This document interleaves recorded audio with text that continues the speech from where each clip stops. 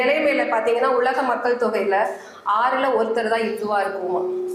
பல குடும்பங்கள்ல போதுமான பொருளாதார சூழ்நிலை இல்லைன்னு சொல்லிட்டு ஒரு குழந்தையோட போதும் நிறுத்திக்கிறோம். இந்த ஒரு குழந்தையோட போதும் நிறுத்திக்கிறதுனால என்ன ஆகுது, நம்மளுக்கு சித்தப்பா சித்தி அண்ணன் அண்ணி யாருமே பின்னாடி வர சந்ததிகளுக்கு இருக்க போறது இல்லை.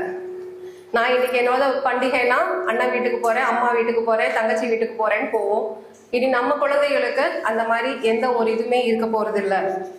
அரசு மருத்துவமனையில ஹிந்துவான நம்ம போய் ஒரு பிரசவத்துக்கு அட்மிட் ஆகிறோம் அப்படின்னா முதல்ல அவங்க கேட்குற கேள்வி எத்தனை குழந்தைங்க உங்களுக்கு அப்படிங்கிறது தான்.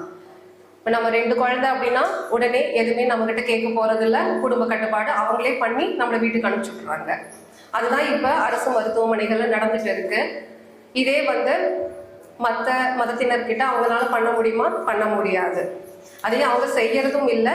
அந்த மதத்தினர் அதை ஏற்றுக்கிறதும் இல்லை. நம்ம திருப்பி அதையே கேள்வி கேட்கறதும் இல்லை. ஏன் எங்களுக்கு அந்த மாதிரி பண்ணீங்க, ஏன் பண்றீங்கன்னு யாரும் நம்ம கேட்கறதும் இல்லை, கேட்க போறதும் இல்லை. அதனாலதான் நம்ம இந்து மக்கள் ஜனத்தொகை குறைஞ்சிட்டே இருக்கு. போன வருஷம் வெளிவந்த பிரதமர் அலுவலகத்தின் பொருளாதார பிரிவுல 1951 பாத்தீங்கன்னா 88% இருந்த இந்துக்கள் தற்போது 8% குறைஞ்சு 80% இருக்குங்களாம். அப்போ 9% இருந்த முஸ்லிம்கள் இப்ப 15% ஆயிட்டாங்க. அப்போ அவங்களுடைய ஜனத்தொகை அதிகமாயிடுச்சு, நம்மளுடைய இந்துக்களுடைய ஜனத்தொகை குறைஞ்சு விட்டது.